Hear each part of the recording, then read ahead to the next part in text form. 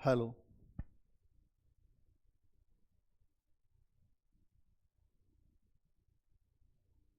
Hello. Hello.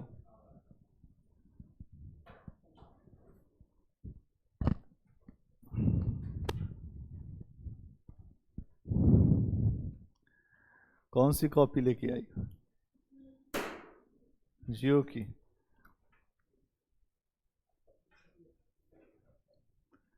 जियो और जीने दो।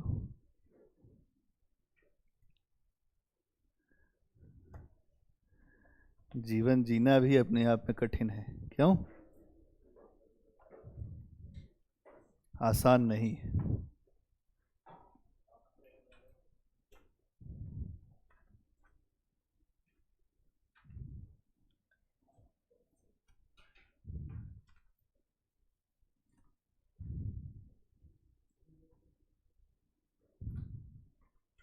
कल कहाँ तक हो गया था? दूसरा चरण जो शुरू हो गया था उसमें नौजवान सभा आपने समझ भी लिया था, आपने कुछ लिखा नहीं था ना, कुछ भी। दूसरे चरण में कुछ भी लिखा नहीं था। तो क्रांतिकारी आंदोलन,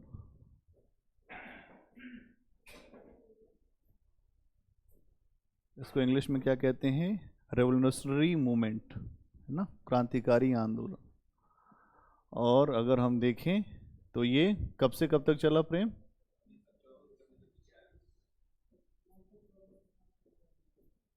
तक चला। ये दूसरा चरण है क्रांतिकारी आंदोलन का, सेकेंड स्टेज इसको कहते हैं। इस चरण में कुछ चीज़ें हुई भारत के आज़ादी के संघर्ष के लिए। अभी हम लोगों ने कुछ बातों को रखा था, कुछ चीज़ों को समझा था। पहले हेडिंग बना लो, कुछ लिखो।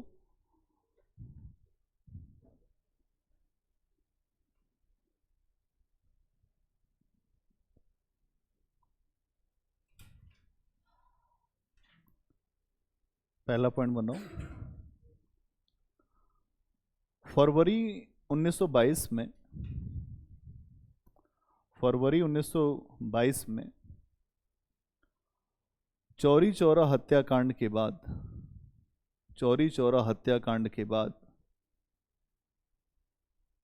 महात्मा गांधी ने, चौरी चौरा हत्याकांड के बाद महात्मा गांधी ने असहयोग आंदोलन वापस ले लिया। जो चीज़ें समझ में नहीं आएंगी उसको अंडरलाइन कर लेंगे, बाद में जब हम चर्चा करेंगे तो हम बता देंगे। असहयोग आंदोलन वापस ले लिया। इससे देश के युवा बहुत निराश हुए, इससे देश के युवा बहुत निराश हुए।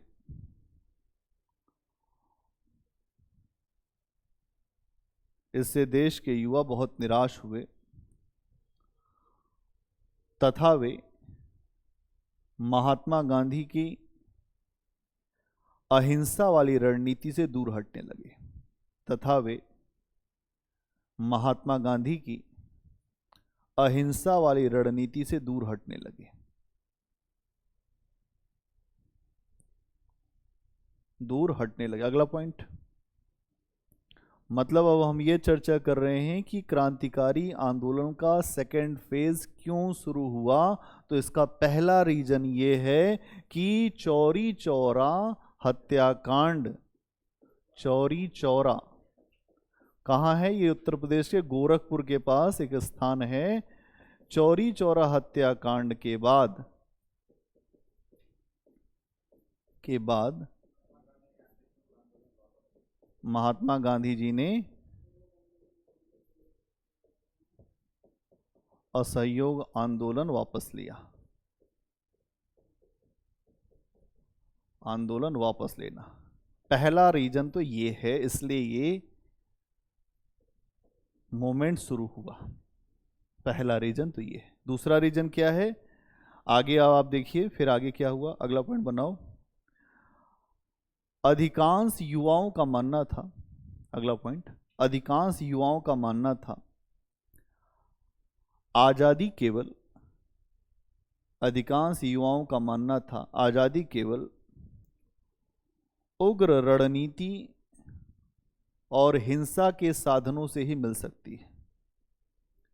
आजादी केवल उग्र रणनीति और हिंसा के साधनों से ही मिल सकती है। आजादी केवल उग्र रणनीति और हिंसा के साधनों से ही मिल सकती है।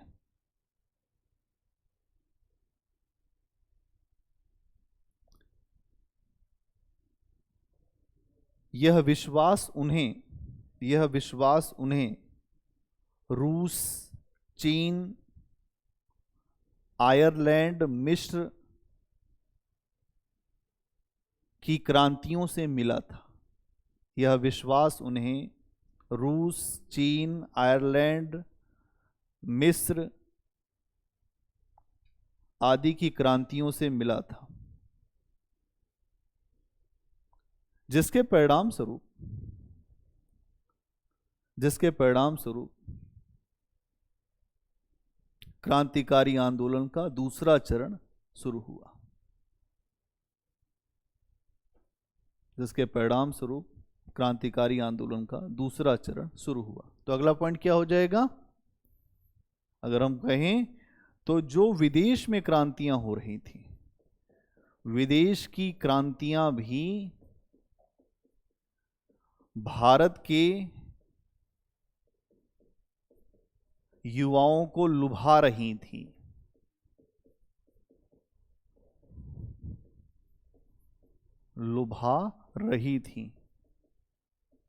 जैसे रूस, चीन, मिस्र, आयरलैंड आदि। समझ में आया कि जो यहां का युवा था कह रहा था वहां देखिए विदेशों में क्या चल रहा है। विदेशों में एक ऐसा माहौल बना हुआ है कि युवा ही जो क्रांतियों को लीड कर रहे हैं और अपने देश को आजादी दिला रहे हैं, अपने देश को बेहतर स्थिति में लेके आ रहे हैं। तो हम कब तक सोए रहेंगे? जागो भारत भाइयों, जागो। और फिर धीरे धीरे ये आंदोलन बढ़ता गया। क्लियर? अगला पॉइंट,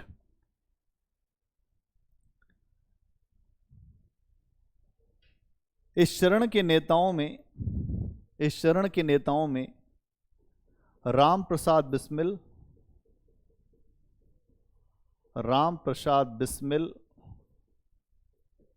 मैंने कल बताया था कि सरफरोशी की तमन्ना वाला मामला इन्हीं का है, अब हमारे दिल में है। लोग कहते हैं ना कि अब हमको मरना है या तो जीना है। फिर सचिंद्र नाथ सान्याल,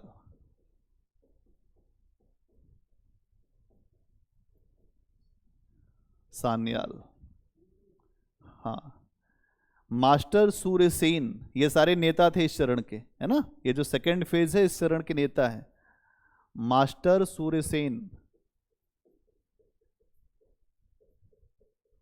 और चंद्रशेखर आजाद।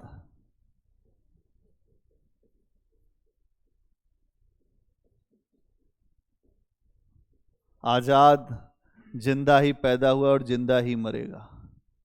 आजाद स्वतंत्र ही रहे ना, अंग्रेजों के हाथ नहीं पकड़े गए।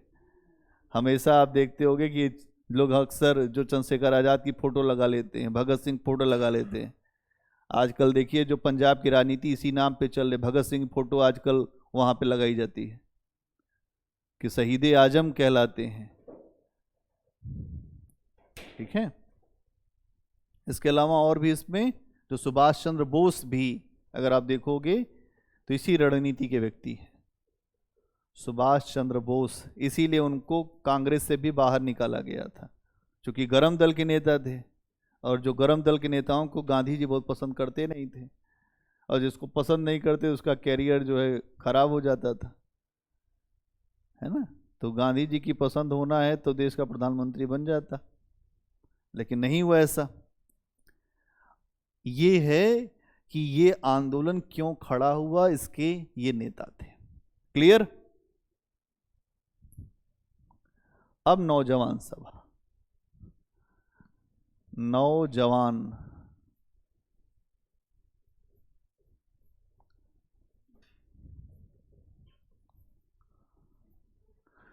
अब ये नौजवान सभा क्या है? इस दूसरे चरण में पहली ऐसी संस्था है जो भारत में क्रांतिकारी आंदोलन को बढ़ाएगी। क्रांतिकारी का मतलब क्या होता है? खून का बदला खून और गोली का बदला गोली, थप्पड़ का बदला थप्पड़। हाँ, तो क्रांतिकारी आंदोलन तो पढ़ रहे हो, मतलब भी समझो कि यहाँ पे मतलब ये है कि जैसे के साथ तैसा व्यवहार किया जाएगा, सीधे के साथ सीधा, और नहीं तो दमाद अभिमानी के।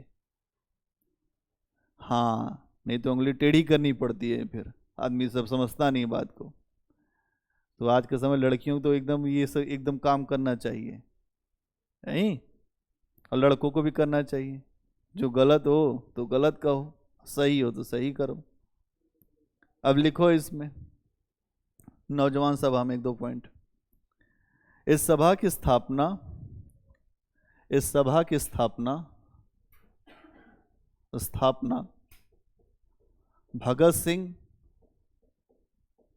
इस सभा की स्थापना भगत सिंह, छविदास, इस सभा की स्थापना भगत सिंह, छविदास और यशपाल के द्वारा की गई थी। हाँ, यशपाल के द्वारा की गई थी। ठीक है, यशपाल के द्वारा की गई थी। कब की गई थी? तो 1926 में की गई थी। कब की गई थी? 1926 में की गई थी। कहाँ की गई थी? पंजाब में की गई थी। ठीक है, अगला पॉइंट। इस सभा का उद्देश्य नौजवानों के अंदर देशभक्ति की भावना भरना, नौजवानों में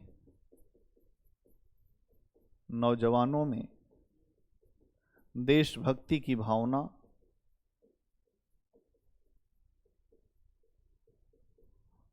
भरना, मजदूरों और किसानों का राज स्थापित करना। और क्या था? मजदूरों और किसानों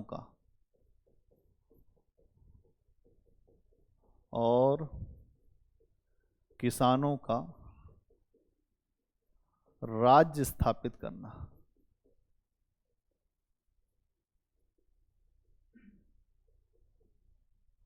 मजदूरों और किसानों का राज्य स्थापित करना, यही तो समाजवाद है। अभी जब आप विश्व का इतिहास पढ़ाऊंगा तब समझ में आएगा समाजवाद क्या होता है। यहां समाजवाद का मतलब होता है जहां मजदूरों का शासन हो। दो प्रकार का समाजवाद आपको दुनिया में दिखाई देगा, दो प्रकार की ये धारणा आपको दिखाई देगी। एक पहली दिखाई देगी सोवियत संघ, रूस, ठीक है, जहां इस समय व्लादिमीर पुतिन साहब हैं, है ना। वहां पे जो समाजवाद आया वो आया मजदूरों के द्वारा। किसके द्वारा? मजदूरों ने वहां सत्ता को हासिल किया। लेकिन जब चीन का तुम समाजवाद देखोगे तो वहां समाजवाद आया किसानों के द्वारा। किसानों ने एक साथ एकजुट होकर क्रांति किया तो चीन की क्रांति सफल हुई, 1949 चीनी क्रांति। ठीक है, तो यहां आप देखते हैं भारत में यह था कि मजदूर और किसान दोनों मिलकर एक ऐसा राज्य स्थापित करें जहां इनका वर्चस्व हो, लेकिन ऐसा हो ना पाया। ठीक है, तो यह उद्देश्य था। अगर आप देखेंगे तो नौजवान सभा के जो सदस्य थे, ये आपने देखा, ये तो संस्थापक लोग थे। अगर सदस्यों की बात करें तो इसके सदस्यों में बहुत सारे लोग थे। जैसे सदस्यों में अगर हम बात करते हैं तो आपको दिखाई देगा जो भूपेंद्र नाथ दत्त, कौन है? भूपेंद्र,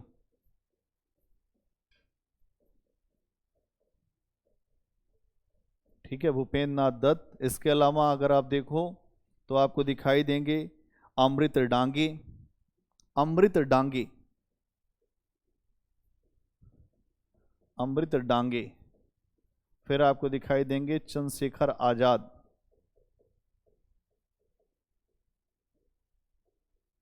चंद्रशेखर आजाद। और फिर आपको दिखाई देंगे राजगुरु,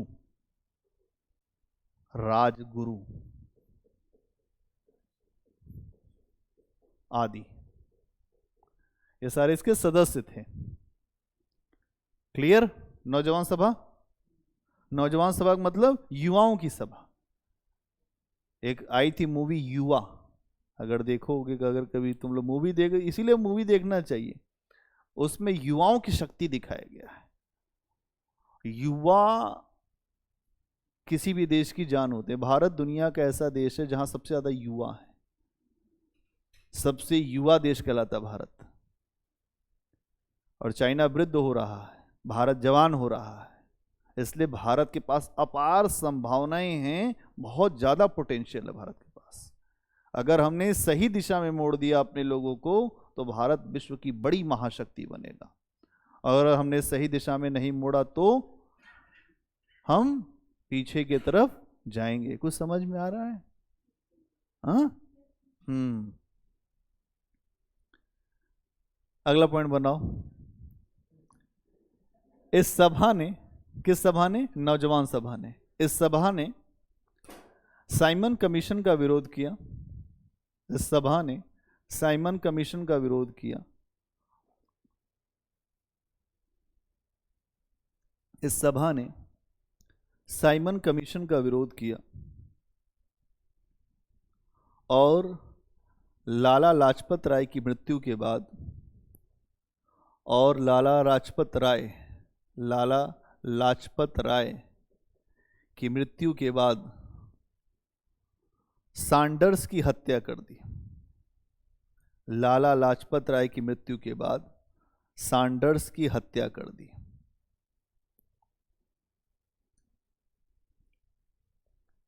तो किसने हत्या कराई थी? नौजवान सभा ने।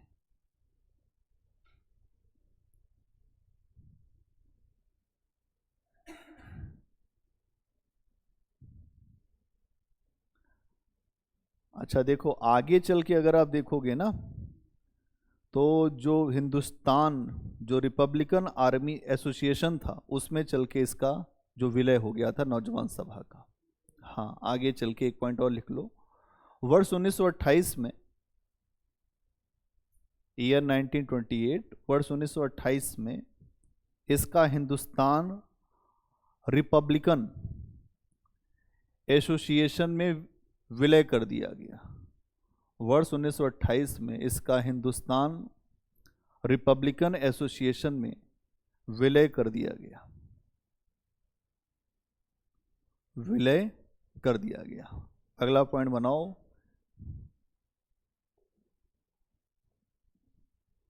हिंदुस्तान रिपब्लिकन एसोसिएशन में विलय कर दिया गया।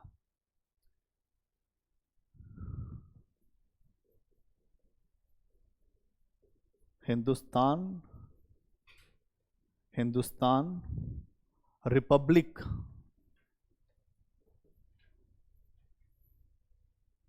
एसोसिएशन,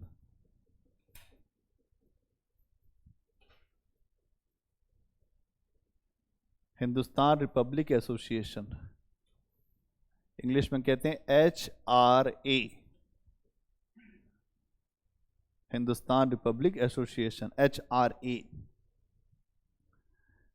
1924 में स्थापना की गई। तो इसके बारे में लिखिए, इसकी स्थापना 1924 में, इसकी स्थापना 1924 में सचिंद्र नाथ सान्याल के द्वारा कानपुर में की गई। कानपुर में की गई, कानपुर में की गई, सचिंद्र नाथ सान्याल के द्वारा 1924 में कानपुर में की गई। अगला पॉइंट, इसका उद्देश्य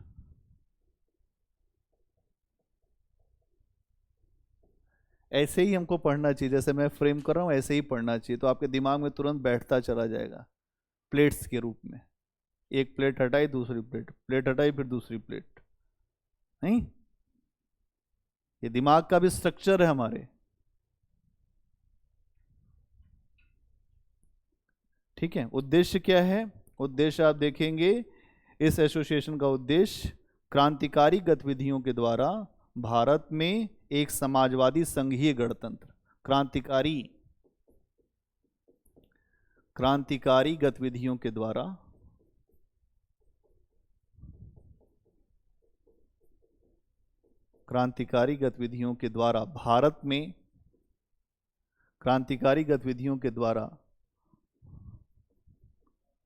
भारत में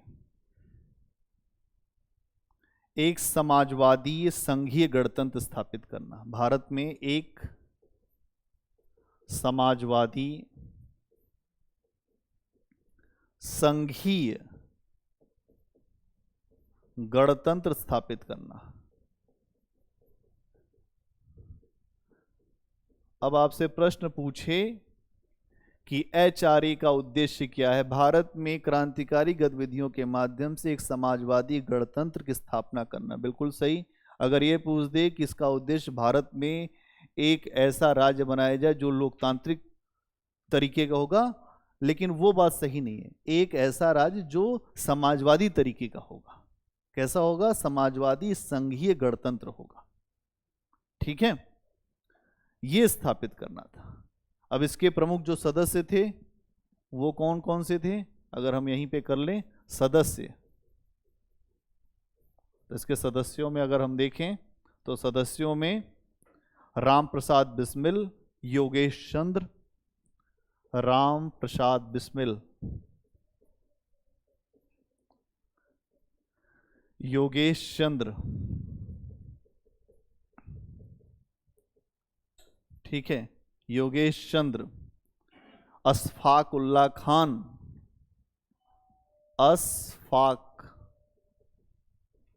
अशफाक उल्ला खान,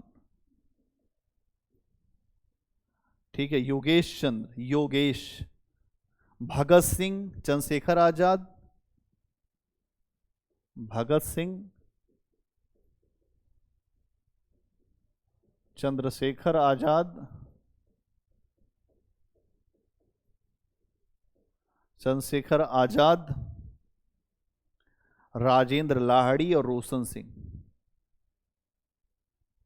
याद रहे तो ठीक है, कुछ लोगों का नाम याद रहे, लाहिड़ी और रोशन सिंह, ये हैं इसके सदस्य। मैंने कल बताया था कि जब नौजवान इकट्ठा होंगे तो कोई संगठन बनाएंगे, तो पहला संगठन बनाया नौजवान सभा और उसका दूसरा संगठन बताया एचआरए।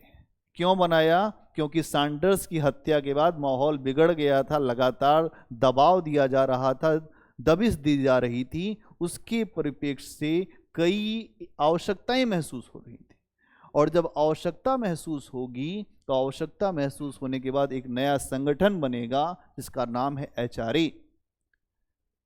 ये एचआरए भारत को एक ऐसा राज्य बनाना चाहता था जो समाजवादी होगा। समाजवाद का मतलब क्या होता है? जहां सब बराबरी पे सबको मिलेगा। इसीलिए तो ये जो विचारधारा है वो दुनिया को आकर्षित करती है। मार्क्स इसी विचारधारा को लेकर आता है ना, समाजवाद की। क्या है समाजवाद? जहां सर्वहारा वर्ग का शासन होगा। मार्क्स आवाज देता है कि दुनिया के मजदूरों, वंचितों, शोषितों, तुम एक हो जाओ और एक होकर एक रक्त रंजित क्रांति करो, जहां जो शोषण करने वाले लोग हैं उनको हटा दो और एक ऐसी व्यवस्था स्थापित करो जहां सर्वहारा वर्ग का शासन हो। ये सर्वहारा वर्ग का ही शासन है, जहां समाज समता मूलक होगा, जहां बराबरी पर बंटवारा होगा। ठीक है, तो ये चीज रोशन सिंह, रोशन, जो दुनिया को रोशन करे। ठीक है, रोशन करना। अब ये संगठन बन गया और इस संगठन के बाद अब ये होगा कि अब संगठन जब कोई बनाता है तो उसके बाद कोई एक्शन लेगा। क्यों? ऑर्गेनाइजेशन बनता है तो एक्शन भी तो लिया जाता है। तुमने पार्टी बनाए तो रैली करोगे कि नहीं? और रैली करोगे तो इलेक्शन में लड़ोगे। तो यहां पर एक संगठन बन गया HRA एसोसिएशन, तो अब ये एक्शन लेगा, एक्शन मोड में आएगा। तो इसका पहला एक्शन था काकोरी कांड। आइए काकोरी कांड क्या है जानते हैं। काकोरी, काकोरी कांड, लोग कहते हैं कि ये कांड कर दिया तुमने। आ रहे हैं 9 अगस्त 1925, अगर आप देखोगे तो 9 अगस्त 1925 को ये कांड हुआ। हाँ, ये सब देश में है। काकोरी का मतलब भारत में ये जो लखनऊ है इसके पास में। अगर विदेश का नाम होता तो हम बोलते saint Petersburg, London, France, Germany. क्या शिक्षक जो है तुम्हारे दिमाग को खोलता है, क्योंकि ये अवेयरनेस ही तो तुम्हारे अंदर आनी चाहिए। इसीलिए कभी कभी जब अध्यापक डांटता है तो वो भी जो संभाल के डांटता है। जैसे जब लोहार जब बर्तन को ठोकता है तो अंदर से हाथ लगा के ठोकता है कि ज़्यादा ना पिचक जाए। तो हम लोग डांटते हैं तो अंदर से हाथ लगाए रहते हैं कि जैसे तुम समझते रहो कि क्या असलियत है। ये बात हम लोग भारत की क्रांतिकारी आंदोलन की दूसरे चरण की करें। वो हमने बोला था कि विदेशों में तुम हेडिंग बनाओगे तब उसे तुम्हें समझ में आएगा। हाँ, रिवीजन नहीं करते आते हो, है कि नहीं। हम करें कुछ काम, फिर मजा आ जाएगा। तो यहां ये जो है काकोरी कांड, भारत में जो क्रांतिकारी इकट्ठा हो रहे हैं HRA के थ्रू, अब वो कोई कांड को अंजाम देंगे तब तो सुनेगी अंग्रेज जो बहरी सरकार है। अंग्रेज जो सरकार है वो सुनती कहां है भारतीयों की। उस सरकार को सुनाने के लिए, उसे समझाने के लिए कुछ कांड करना पड़ेगा। लोग कहते हैं लंका कांड, अयोध्या कांड, वैसे ही काकोरी कांड हुआ। और काकोरी कांड में एक बड़ी घटना को अंजाम दिया गया, जहां ट्रेन को ही लूट लिया गया। किसको लूट लिया गया? ट्रेन को ही लूटना। ट्रेन को लूटना आसान होता है क्या? नहीं, बड़ा कठिन काम होता है। उसकी सुरक्षा के लिए भी लोग रहते हैं। जहां जो सरकारी चीज जाए तो और सुरक्षा होती है। ठीक है, इसमें लिखो 2 पॉइंट। उत्तर रेलवे के लखनऊ और सहारनपुर मार्ग पर, उत्तर रेलवे के लखनऊ और सहारनपुर, उत्तर रेलवे के जो नॉर्दर्न रेलवे है, उत्तर रेलवे के लखनऊ और सहारनपुर मार्ग पर काकोरी नामक स्थान पड़ता है। काकोरी नामक स्थान पड़ता है, जहां क्रांतिकारियों ने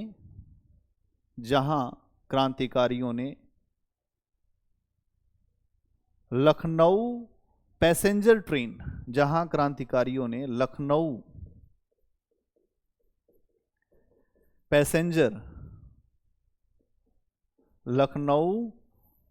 पैसेंजर ट्रेन के सरकारी खजाने को लूट लिया। लखनऊ पैसेंजर ट्रेन के सरकारी खजाने को लूट लिया। क्या किया? जा रहा था सरकारी खजाना, कहाँ जा रहा था? ट्रेन से। और वहां पे कहा क्रांतिकारियों ने कि अगर सरकारी खजाना हमारे हाथ लग जाए तो उतना ही गोला बारूद, उतना ही बंदूक, उतना ही सारा सामान हमारे पास होगा। और जो सामान हमारे पास होगा तो अंग्रेजों का जवाब उनकी आवाज़ में दिया जाएगा और गोली का बदला गोली होगा। हम हथियार खरीदेंगे, संघर्ष करेंगे। तो आज देखते हैं आप लोग कि जो नक्सली हैं अलग अलग इलाकों में, तो नक्सली भी यही काम करते हैं। बड़े बड़े बिजनेसमैनों से पैसे की उगाही करते हैं, कहते हैं कि कल का तुम सूरत देख नहीं पाओगे। अब फिर कहते हैं 2 करोड़ रुपया आदमी जा रहा है, पकड़ा देना। नहीं तो बच्चा कल जो है जाएगा फिर आएगा नहीं। नहीं वो करते हैं सबके अपने अपने, जो अलग से बताऊंगा नक्सल मूवमेंट बताऊंगा, उसके लिए पूरा बताना पड़ेगा कि वो जैसे अपने देश में कुछ लोग आदिवासी जो वंचित समुदाय से हैं वो मुख्य धारा में नहीं आए, उनका विकास नहीं हुआ, और जब विकास नहीं हुआ तो उनको लगा कि देश आज़ाद होने के बाद भी हमें कुछ मिला नहीं, और जब हमें कुछ नहीं मिला तो असंतोष था। बाद में वहाँ के लोगों को भड़काया गया और उन लोगों को भड़काने के बाद एक नई तरह की सेना खड़ी की गई जो भारत के खिलाफ एक सशस्त्र विद्रोह करती है हथियारों के साथ। लेकिन अब हमने लगभग आप देखेंगे कि उस पर कंट्रोल पा लिया है। अब सरकार यही काम कर रही कि जो इलाके पिछड़े हुए हैं उन इलाकों में जितना ज़्यादा से ज़्यादा विकास पहुंचाया जा सके वो काम किया जाए। हम विकास को पहुंचाएं, डेवलपमेंट करें, उन लोगों के हेल्थ सेक्टर पे काम करें, उनके एजुकेशन पे काम करें, वहाँ पर सारी चीज़ें पहुँचाएं तो वो लोग मुख्य धारा में मेन स्ट्रीम में आ सकते हैं। क्लियर? और विस्तृत होगा तो हम विस्तृत होके भी बताएंगे, लेकिन अभी नहीं, अभी नहीं। कुछ लोग होता क्या है, अध्यापकों के साथ भी ये बात रहती है कि कुछ जगह एकदम विस्तार हो जाता है, फिर विस्तार से होता क्या है कि जो मूल बात हो रही होती है वो छूट जाती है कहीं और फिर दूसरी बात चली जाती है। और हम अपने इसी पर बहुत फोकस करते हैं, जो पढ़ाते हैं फिर उस पर रुकते हैं, फिर उसी का चिंतन मनन करके आगे बढ़ा देते हैं। ठीक है ना? हाँ, क्या लिखा? इसी घटना को काकोरी कांड कहते हैं। इसी घटना को काकोरी कांड कहते हैं।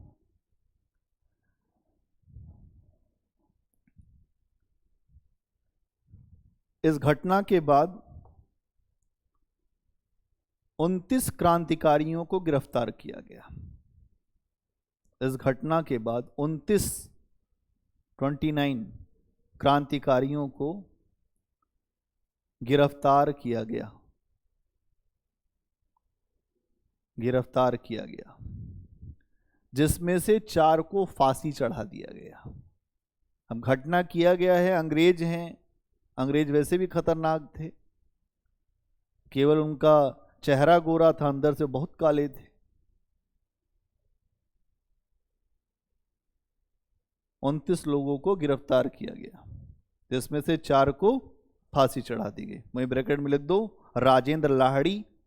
कौन कौन फांसी चढ़ाए गए? अभी तक आप लोगों ने उनका कुछ नाम भी लिखा था ऊपर। राजेंद्र लाहिड़ी, राम प्रसाद बिस्मिल, वहीं ब्रैकेट में लिख दो, इन लोगों को फांसी चढ़ाया गया था। क्योंकि ऐसा भी प्रश्न आ सकता है कि HRA के कौन से ऐसे सदस्य हैं जिनको काकोरी कांड के बाद फांसी चढ़ा दिया गया था?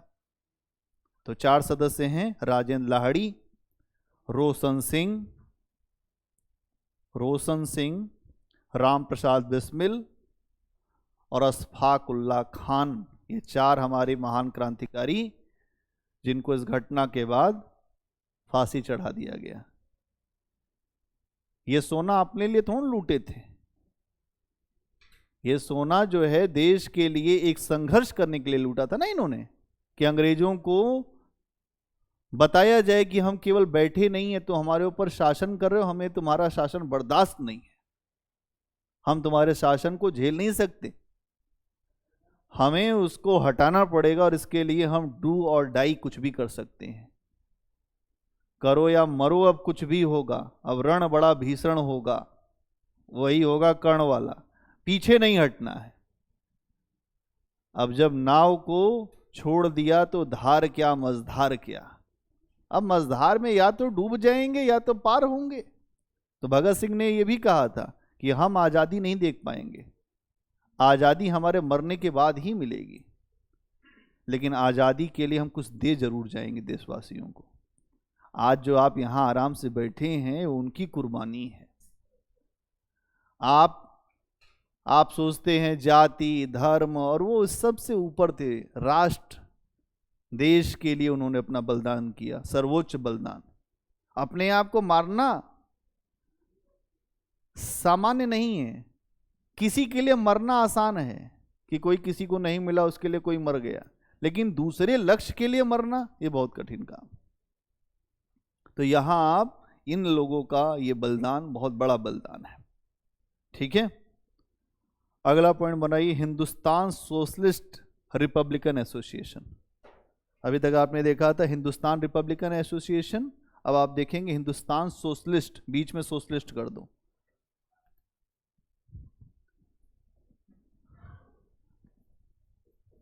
हिंदुस्तान सोशलिस्ट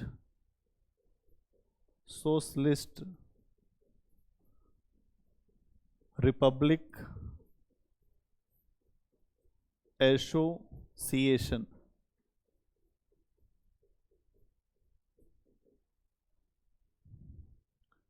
जिसको क्या कहेंगे, HSRA,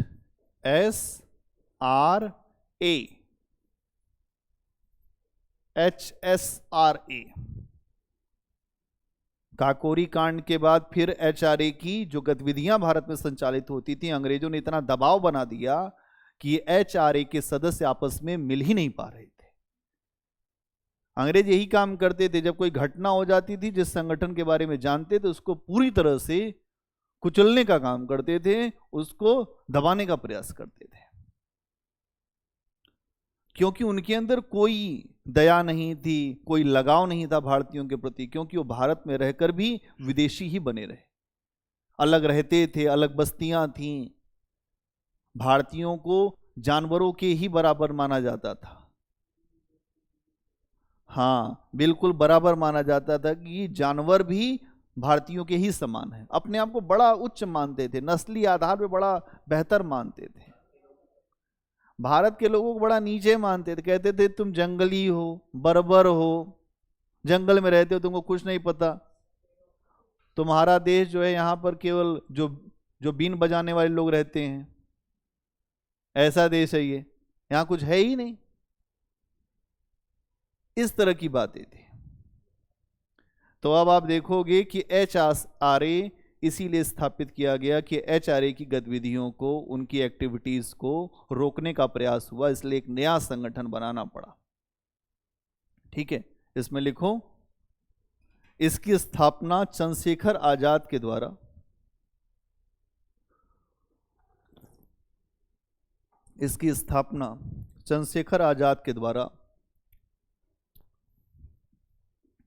चंद्रशेखर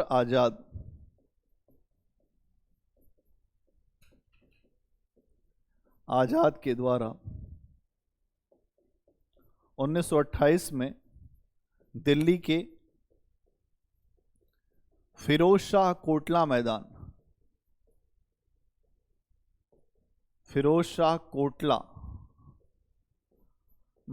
में की गई थी।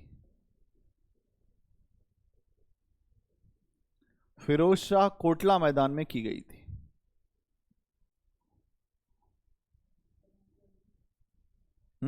अब इसका नाम हो गया अरुण जेटली स्टेडियम।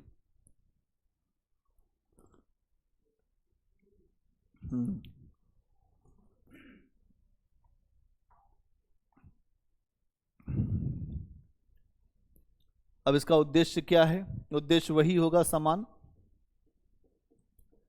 वो संस्था अंग्रेजों के दबाव में थी, तो एक नई संस्था की आवश्यकता पड़ी। उद्देश्य क्या है इसका? क्रांतिकारी कार्रवाइयों के द्वारा भारत में एक समाजवादी गणतंत्र बनाना। क्रांतिकारी कार्यवाहियों के द्वारा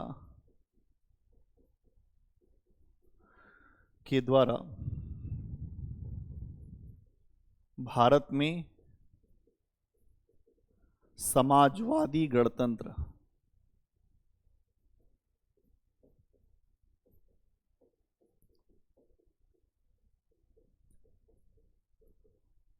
भारत में समाजवादी गणतंत्र की स्थापना करना, जो गणतंत्र स्थापित करना। अब इसके सदस्यों में कौन थे? इसके प्रमुख सदस्यों में भगवती चरण वोहरा सदस्य। कौन कौन? भगवती भगवती चरण वोहरा, भगवती चरण वोहरा। इसके अलावा अगर हम देखें तो विजय कुमार सिन्हा, विजय कुमार सिन्हा, विजय कुमार सिन्हा, भगत सिंह,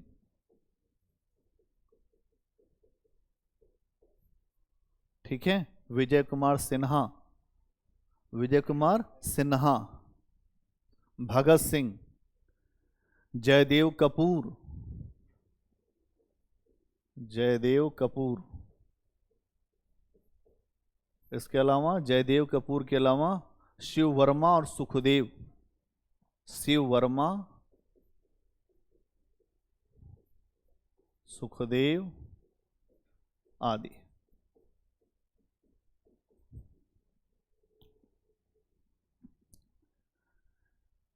ठीक है,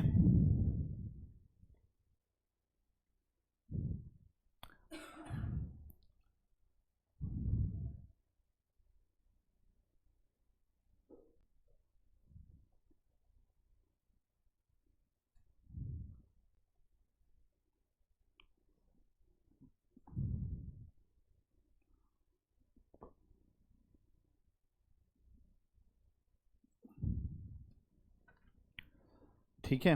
अगला पॉइंट बनाइए, सैंडर्स हत्याकांड।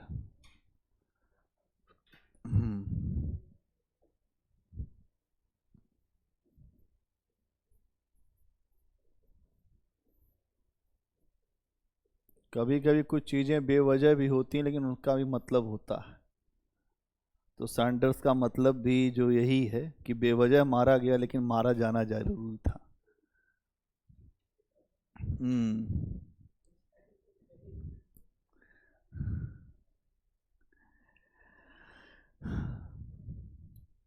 देखिए इसमें HSRA, HSRA Hindustan socialist Republican association, HSRA के क्रांतिकारियों ने, HSRA के क्रांतिकारियों ने लाला लाजपत राय की हत्या का, लाला लाजपत राय की हत्या का बदला लेने के लिए, हत्या का बदला लेने के लिए लाहौर के पुलिस अधिकारी, लाहौर के पुलिस अधिकारी सैंडर्स को गोली मार दी।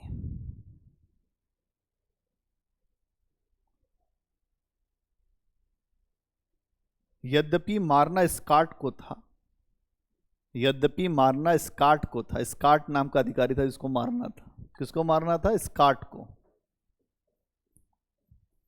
यद्यपि मारना स्कॉट को था, यद्यपि मारना स्कॉट नाम के अधिकारी को था, लेकिन धोखे से सैंडर्स मारा गया। भाई जब गोली चलती है तो वो किसी मुंह नहीं देखती ना, किसी को लग जाती है, लेकिन धोखे से सैंडर्स मारा गया। अगर सही बात पूछा जाए तो लाला लाजपत राय को स्कॉट ने मरवाया था, वही पुलिस अधीक्षक था, स्कॉट के द्वारा मरवाया गया था, लेकिन मार दिया गया दूसरा अधिकारी सैंडर्स। एक पॉइंट और लिखो इसी में, इस हत्याकांड को अंजाम, अब ये जो हत्याकांड हुआ था अंजाम किसने दिया? इस हत्याकांड को अंजाम भगत सिंह, चंद्रशेखर आजाद। आज हंस रहे हो ना, हंसने के लिए जगह मिली है तो। इस हत्याकांड को अंजाम भगत सिंह, चंद्रशेखर आजाद, जयगोपाल, राजगुरु और सुखदेव आदि ने दिया था। जयगोपाल, राजगुरु और सुखदेव आदि ने दिया था।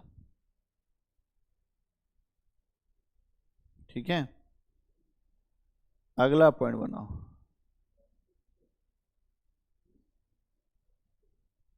अगला पॉइंट बनाओ, केंद्रीय विधानसभा बम कांड या असेंबली बम कांड।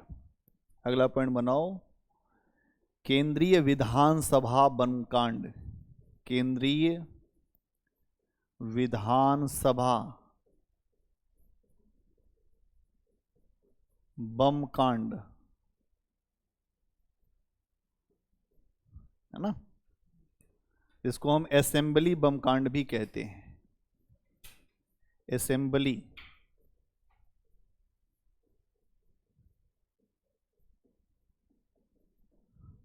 ठीक है, असेंबली बम कांड। इसके बारे में कल मैं समझाया था कि असेंबली जो बम कांड था, इस पे हम लोगों ने वो भी देखा था, एक वीडियो भी, कि असेंबली बम कांड किसी को मारने के लिए नहीं हुआ था।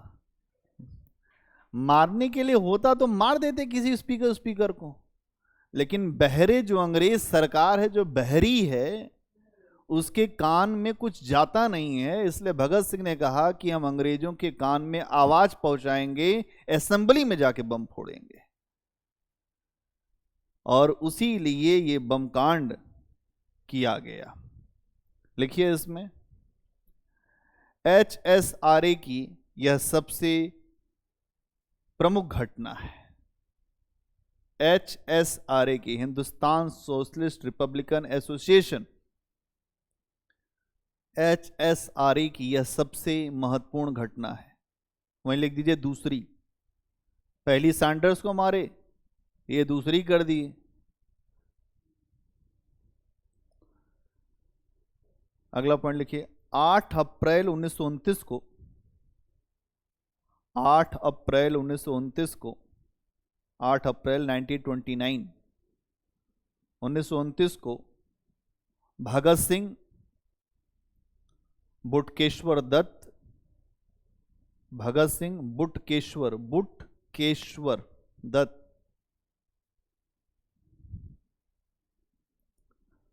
आठ अप्रैल 1929 को भगत सिंह हैं प्लस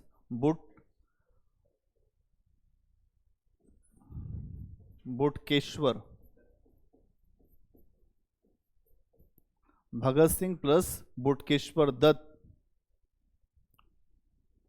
के द्वारा केंद्रीय विधानसभा में उस समय बमबाजी की गई। केंद्रीय विधानसभा में उस समय बमबाजी की गई जब ट्रेड डिस्प्यूट बिल पर चर्चा हो रही थी। Trade dispute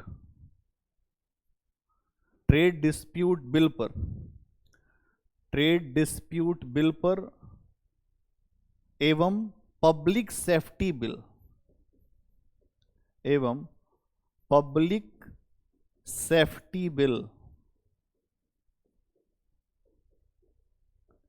trade dispute bill और पब्लिक सेफ्टी बिल पर चर्चा हो रही थी। उसी समय बमबाजी की गई। अब यह क्वेश्चन आपसे पूछा जा सकता है कि उस समय किन जो बिलों पर चर्चा हो रही थी। दो बिल थे, ट्रेड का, एक तो व्यापार का जो डिस्प्यूट था, ट्रेड डिस्प्यूट बिल, और दूसरा पब्लिक सेफ्टी बिल, कि जो लोगों की सुरक्षा से जुड़ा हुआ बिल था उसको रखा गया था। इस पे वहां पर बैठ के सांसद चर्चा कर रहे थे, आराम से जो बैठे हुए थे, पंखा चल रहा था, अचानक जो है बमबाजी हो गई। आज भी आप कभी संसद भवन में जाएं तो एक दरगाह होती है जहां पर लोग जो देखने जाते हैं संसद की कार्रवाइयां, ठीक है, और ये उसके आगे की दरगाह में जो सांसद बैठते हैं, अब उसमें कोई बैठ के बमबाजी कर दे, ठीक है। आगे लिखिए अगला पॉइंट, इस बमकांड का उद्देश्य किसी को नुकसान या मारना नहीं था। इस बमकांड का उद्देश्य किसी को नुकसान पहुंचाना, इस बमकांड का उद्देश्य किसी को नुकसान पहुंचाना या मारना नहीं था, बल्कि बहरे लोगों तक अपनी आवाज पहुंचाना था, बल्कि बहरे लोगों तक अपनी आवाज पहुंचाना था।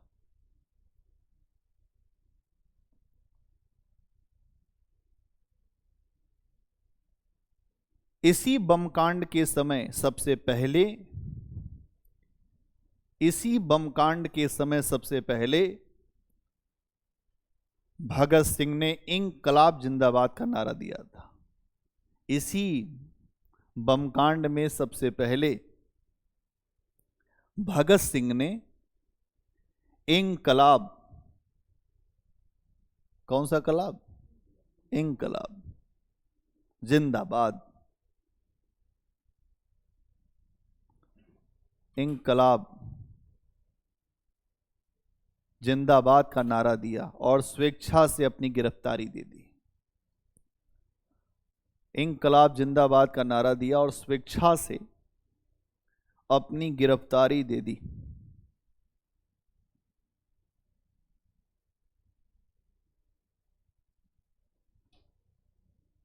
ठीक, अगला पॉइंट बनाइए, लाहौर षड्यंत्र केस या भगत सिंह ट्रायल मुकदमा। अब ये हो गया मामला, अब इसके बाद एक मुकदमा चलेगा जिसमें जो अपराध किया गया है उसके लिए सजा का निर्धारण होगा। क्या होगा? हाँ, लाहौर षड्यंत्र केस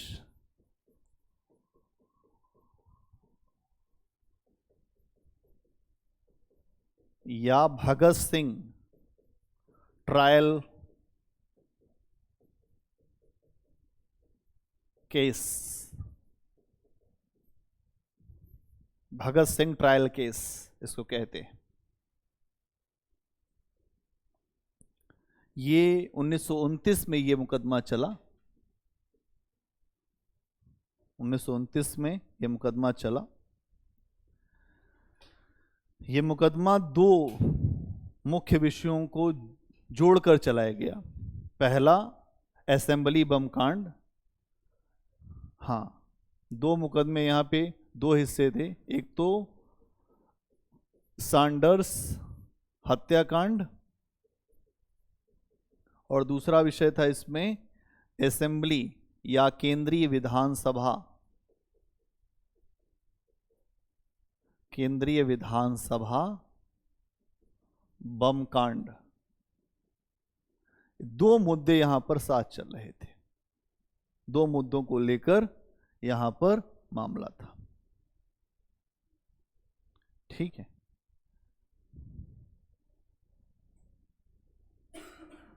इसी मुकदमे में आप देखेंगे तो 18 सदस्य के ऊपर, 18 ऐसे जो हमारे क्रांतिकारी थे उनके ऊपर देशद्रोह और हत्या का मुकदमा चलाया गया।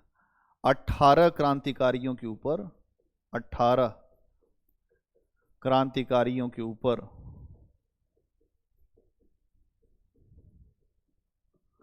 क्या मामला था? देशद्रोह। देशद्रोह बहुत बड़ी बात होती है। देशद्रोह और अगर हम देखें तो हत्या का मुकदमा, कि हत्या करने के उद्देश्य से हत्या का मुकदमा चलाया गया।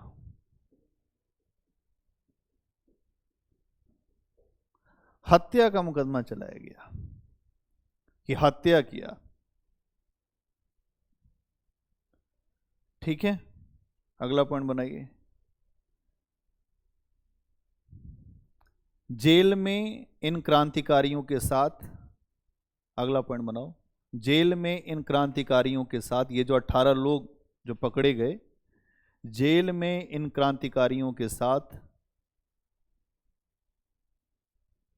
बड़ा अमानवीय व्यवहार किया गया, बड़ा अमानवीय व्यवहार किया गया, जिसके परिणाम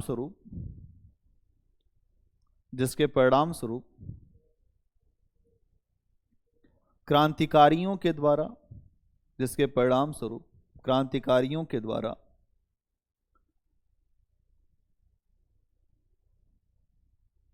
आमरण अनशन शुरू कर दिया गया। आमरण अनशन मतलब भूख हड़ताल।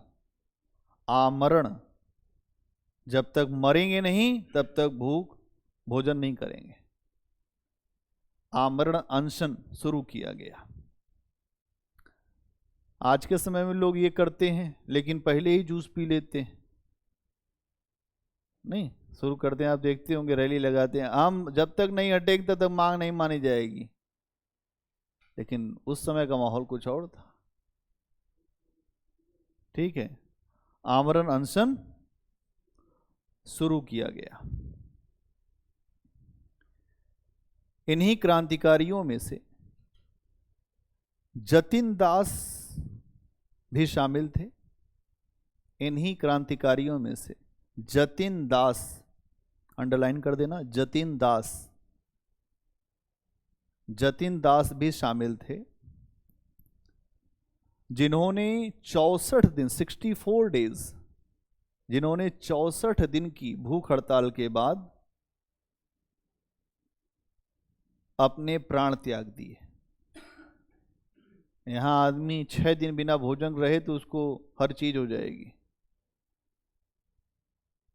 64 दिन की भूख हड़ताल के बाद अपने प्राण त्याग दिए। अगला पॉइंट इसी में ही, वर्ष 1930 में लाहौर षड्यंत्र केस का फैसला आया। वर्ष 1930 में लाहौर षड्यंत्र केस का फैसला आया, जिसमें भगत सिंह, राजगुरु और सुखदेव को फांसी दे दी गई। अब यह भी पूछा जाता है कि किसको फांसी हुई थी, जिसमें भगत सिंह, राजगुरु और सुखदेव को फांसी दे दी गई।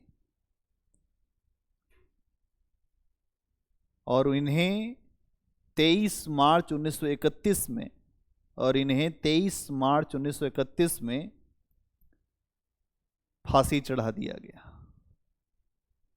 और इन्हें 23 मार्च 1931 में फांसी चढ़ा दिया गया।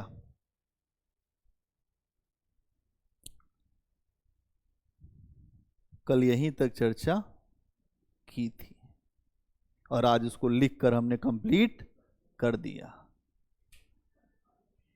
अब इसके आगे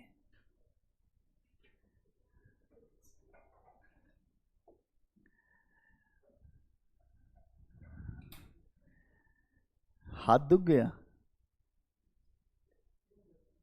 पेन बदल गया।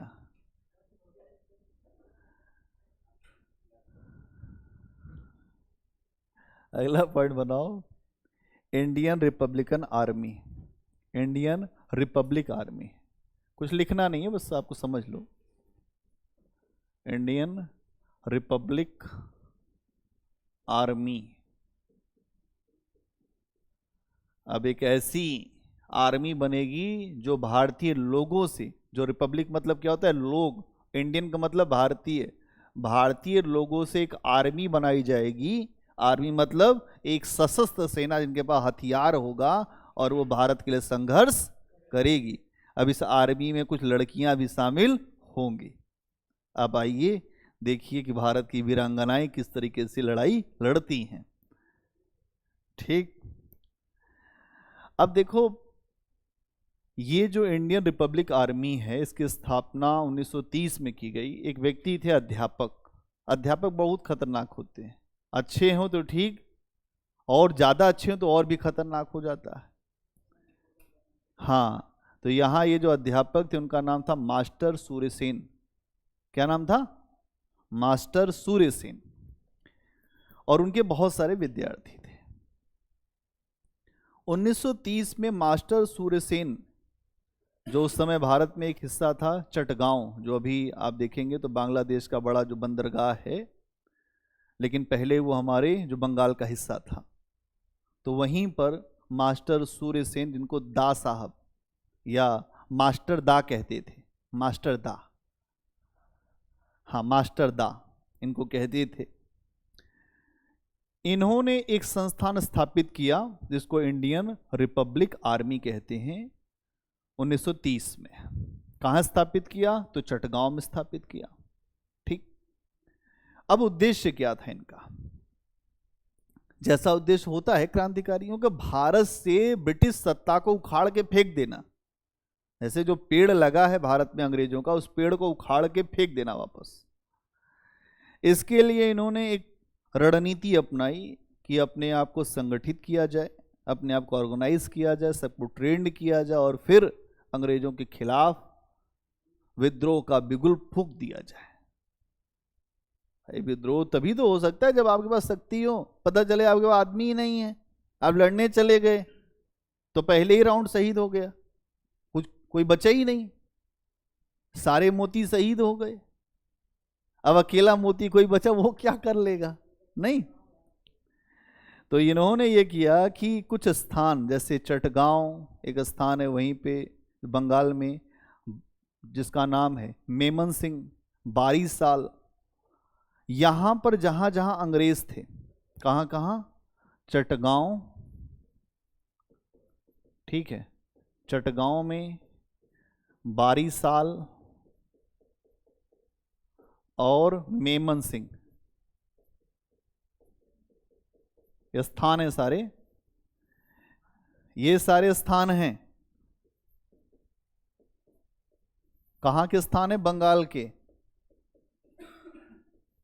यह संस्थान कब बना? 1930 में। किसने बनाया? मास्टर सूर्यसेन ने। किसने बनाया? क्या उद्देश्य था? कि अंग्रेजों को उखाड़ फेंको, जो ब्रिटिशर्स हैं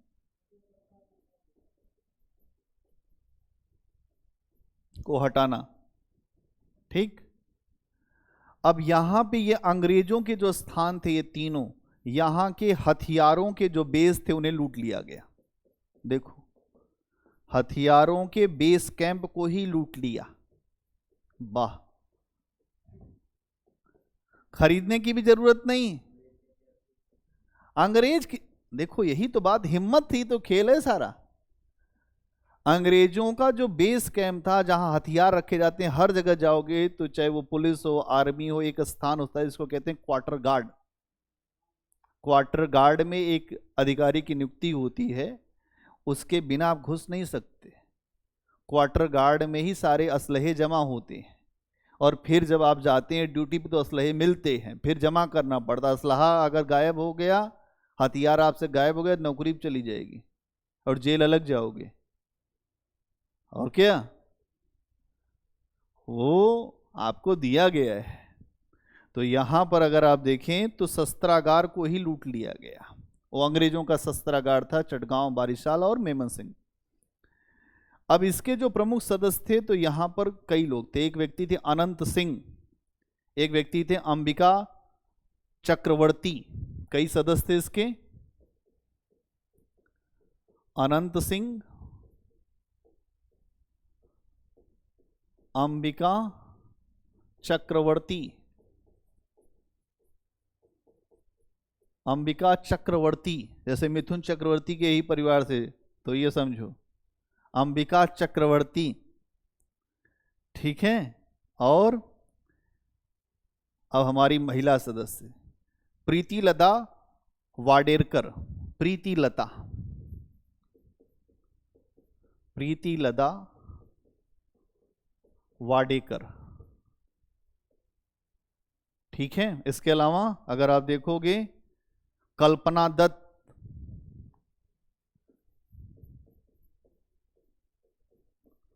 कल्पना दत्त, फकीर अहमद,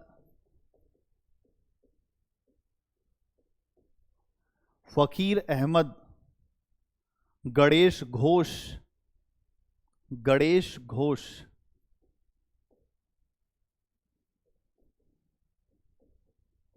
है ना, Ganesh Ghosh.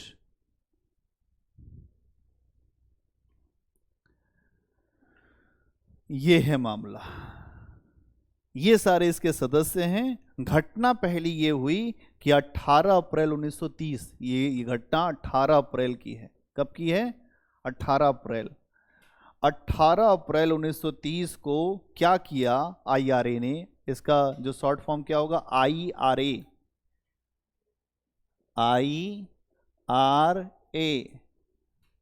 Indian Republic association army, Indian Republic army, IRA.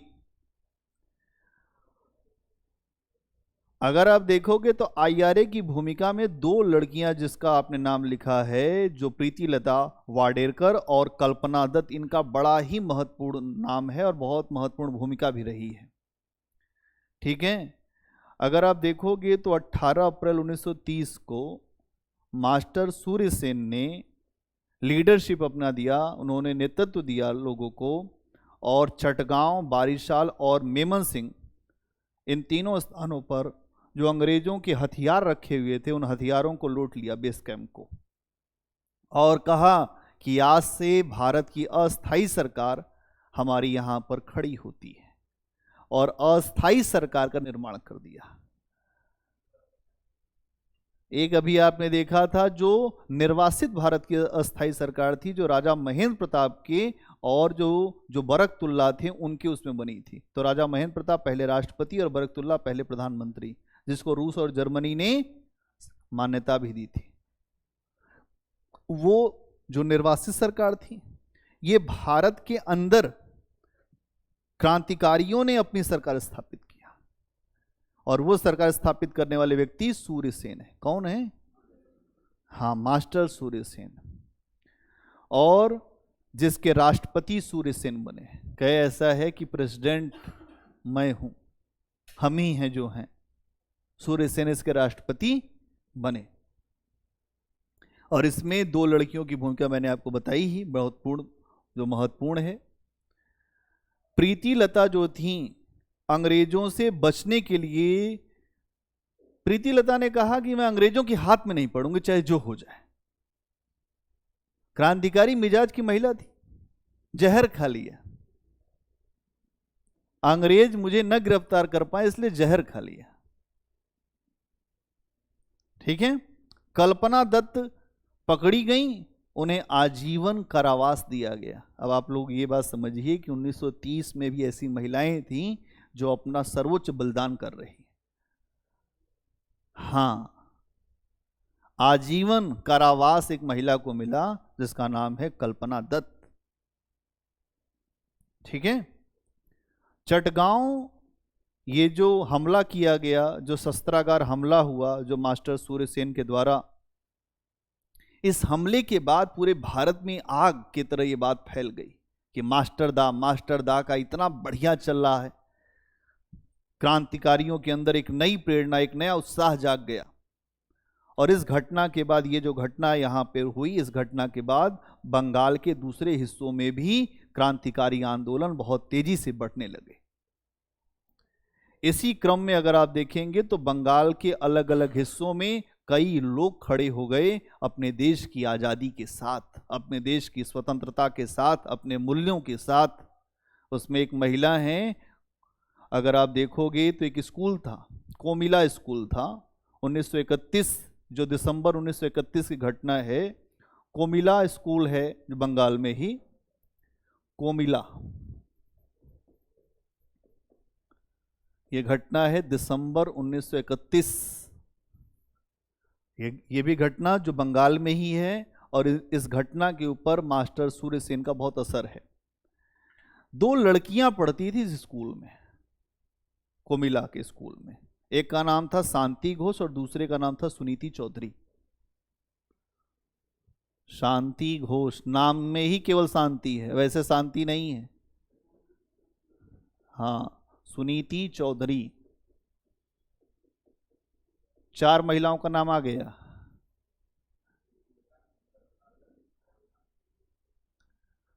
ठीक है, यहां पर आए थे डीएम साहब इनके स्कूल में किसी कार्यक्रम में।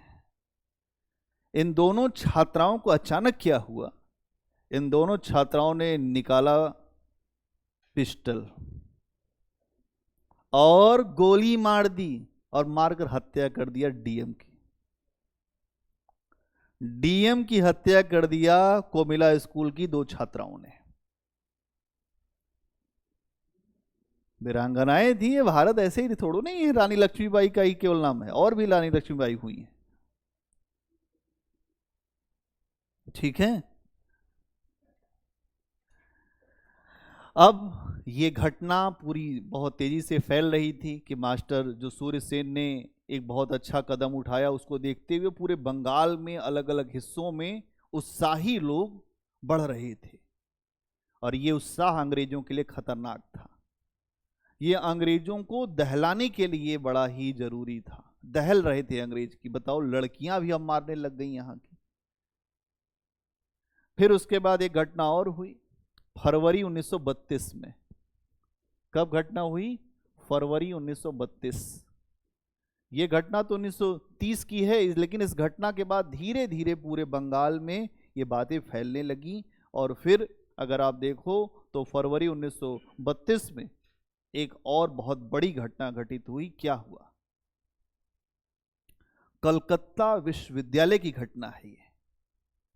कलकत्ता विश्वविद्यालय में दीक्षांत समारोह चल रहा था। दीक्षांत समारोह, जब आप अपना कोर्स पूरा कर लेते हैं, जो आपकी डिग्री मिलती है, उसको दीक्षांत समारोह कहते हैं। ठीक है। तो दीक्षांत समारोह चल रहा था। उस समारोह में एक महिला है जिनका नाम है बीना दास। क्या नाम है? बीना दास। दीक्षांत समारोह था।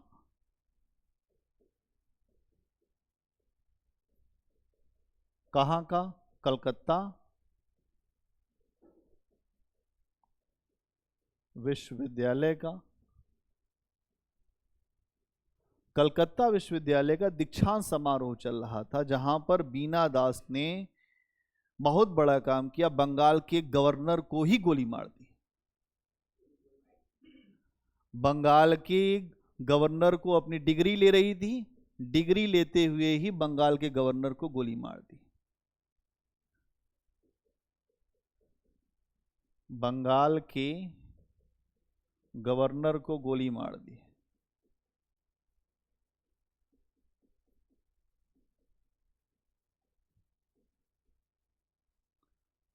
बंगाल के गवर्नर को गोली मार दी। बताइए,